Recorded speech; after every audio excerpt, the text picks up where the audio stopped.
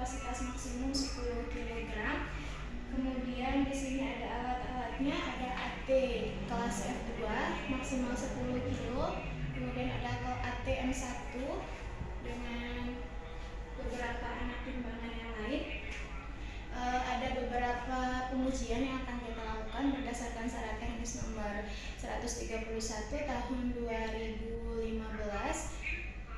Ada pengujian kebenaran, kemudian ada pengujian kepekaan, dan yang terakhir adalah repeatability atau kemampuan ulang. Jadi yang pertama yang kita lakukan adalah pengujian kebenaran. Sebelum melakukan pengujian kebenaran, kita harus cek terlebih dahulu apakah neracanya itu sudah seimbang atau belum. Di sini sudah ada neraca tera dengan ukuran maksimal menimbang 10 kg. Kemudian ada AT F2 dengan maksimal 10 kg. Kemudian ini adalah AT dengan kelas M1.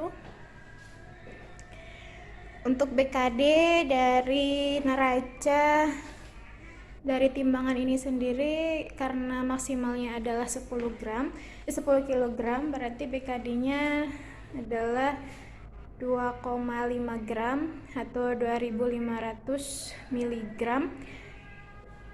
Jadi ketika kita akan memilih anak timbangan, maka yang kita pilih adalah minimal kelas M1 karena BKD anak timbangan itu harus lebih kecil atau sama dengan 1/3 dari BKD timbangan.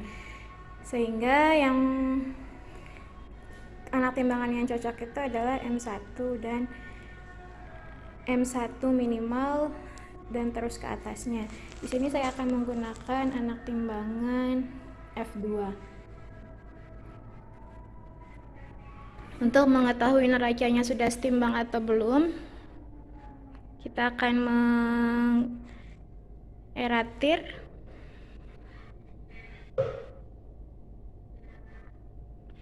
Di sini terlihat pergerakan neraca.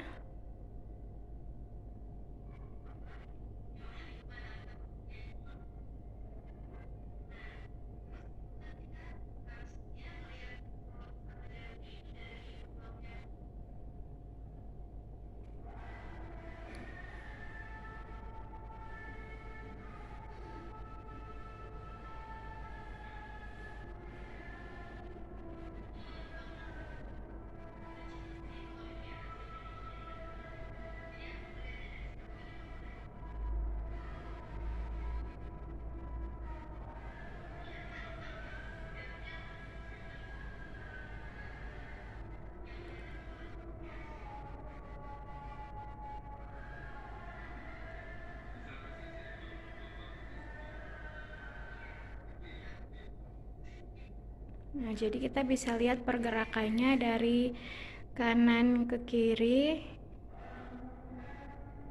itu seimbang. Langsung ke langkah selanjutnya. Langkah pertama ketika kita akan menguji kebenaran neraca adalah kita akan menaikkan anak timbangan. Di sini saya pakai anak timbangan F2 karena minimal anak timbangan yang kita gunakan adalah M1. BKD dari timbangan ini sendiri 2500 mg. Jadi BKD anak timbangannya harus lebih kecil dari 1/3 dari BKD timbangan. Minimal kelas yang dipakai adalah kelas M1. Jadi saya pakai kelas F2. Ini masih diperbolehkan.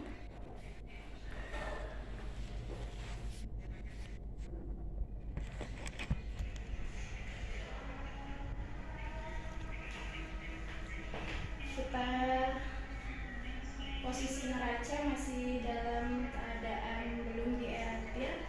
Jadi kita masukkan anak timbangan satu persatu.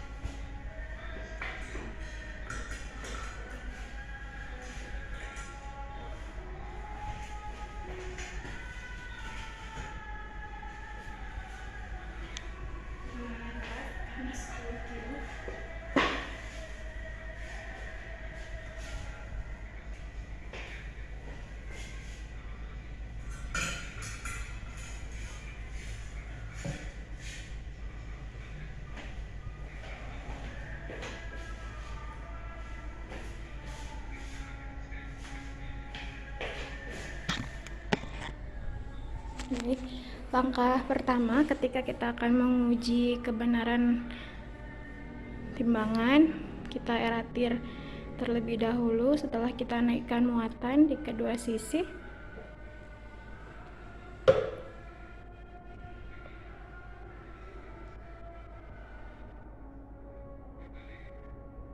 Nah, jadi untuk pergerakannya harus konsisten. Kalau kita misalkan mengambil dari sebelah kiri,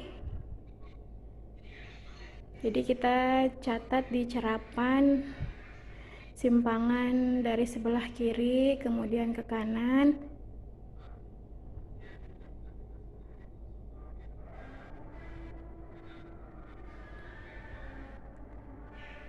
Ya, ini sudah mau A4. A4-nya -1, kemudian A5-nya sampai di angka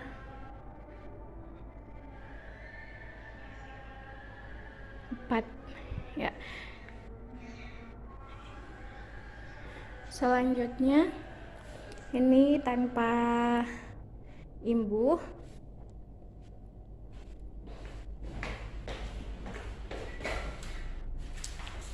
Kita tulis di cerapannya angka yang sudah kita dapatkan tadi. Berapa angka. Kemudian selanjutnya kita akan mencari T2. T2 itu berarti dia menggunakan imbuh. Di sini kita turunkan dulu. Ya. T2-nya akan kita tambahkan imbuh sebesar, saya gunakan imbuhnya sebesar BKD. BKD-nya tadi 2500 mg. Jadi imbuhnya saya pakai yang 2000 mg atau 2 gram. Taruh di piring sebelah kiri. Kemudian ada yang nilainya 500 mg. Setelah kita tambahkan imbuh, kita eratir lagi. Kita lihat penunjukannya.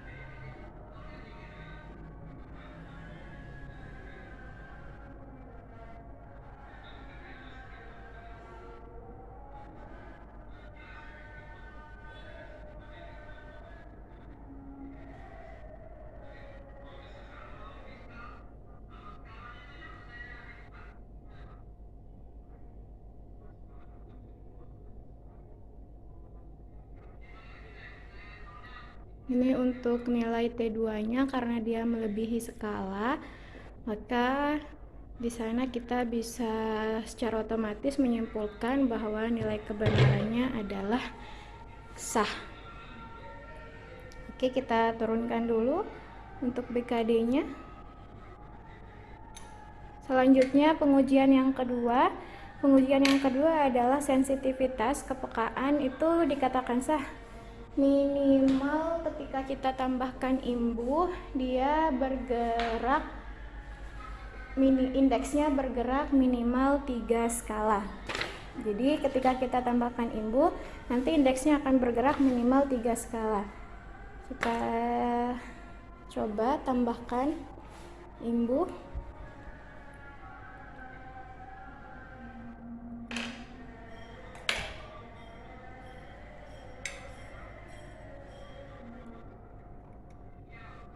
Apakah dia akan bergerak minimal 3 skala atau tidak? Kita eratir.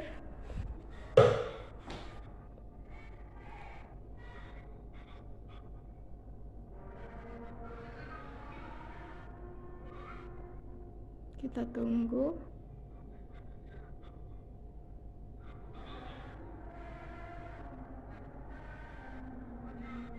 Dari angka 10 dia melebihi batas maksimalnya, kemudian kembali ke angka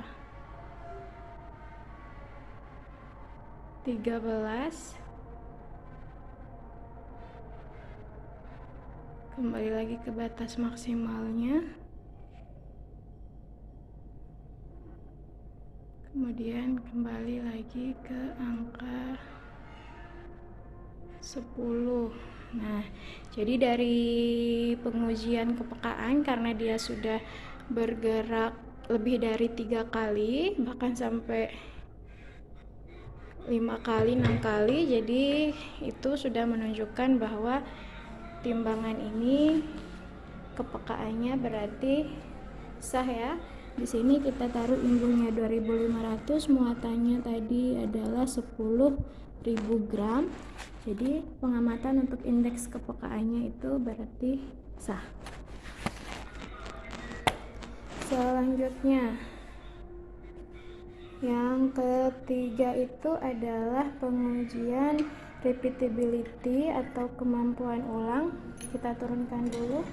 Setelah kemampuan ulang itu minimal kita 3 kali pengujian ya. Untuk kemampuan ulangnya itu minimal 3 kali pengujian. Sini saya masih pakai cerapan manual. Yang pertama, untuk pengujian repeatability, yang pertama kita lihat dulu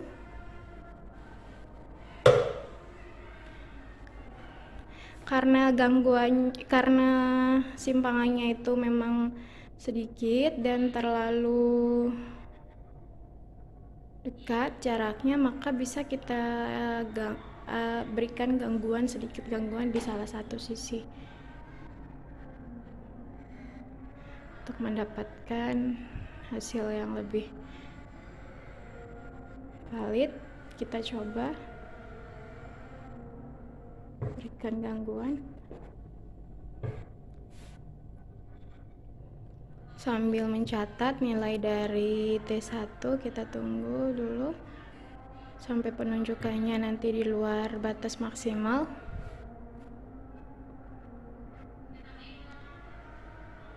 Jadi untuk repeatability itu pengujiannya selama 3 kali, sebanyak 3 kali ya.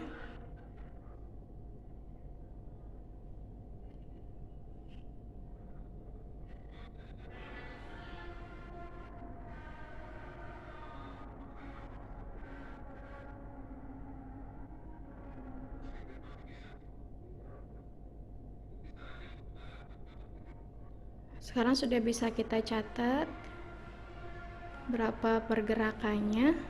Di sini A1 sampai A5.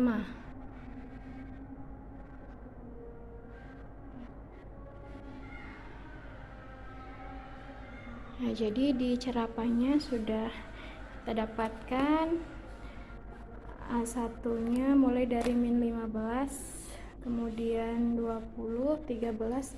Nah, setelah itu untuk pengujian yang kedua kita turunkan dulu, kemudian naikkan lagi. Jadi ini kita lakukan sebanyak 3 kali untuk repeatability.